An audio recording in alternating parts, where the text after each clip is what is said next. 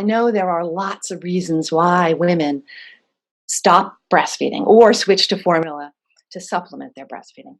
But I think that weight changes and the impact that changes have on breastfeeding is under recognized.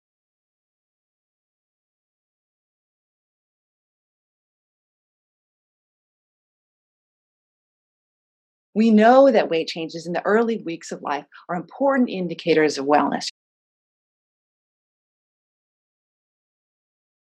But what we also know is that concern about newborn weight is inexplicably linked to concern about inadequate milk supply.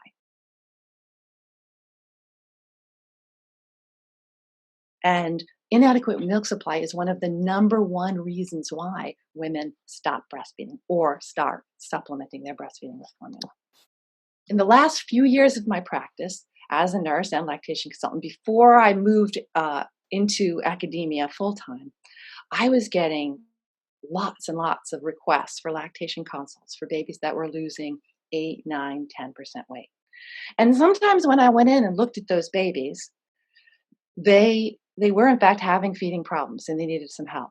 But many times, and I know this is going to ring true for many of you, many times I'd go in and look at those kids and they were doing fine. They were eating well, they weren't dry, the voids were good, the stools were good.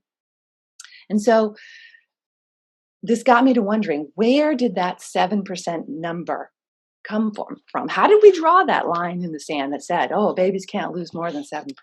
We all know that the patterns of weight loss between breast and formula fed kids are very different in the early weeks of life.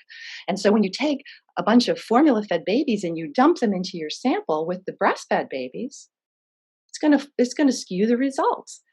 And then when you do that and you say this is the normal for breastfed, but you have formula fed kids in there, that's problematic.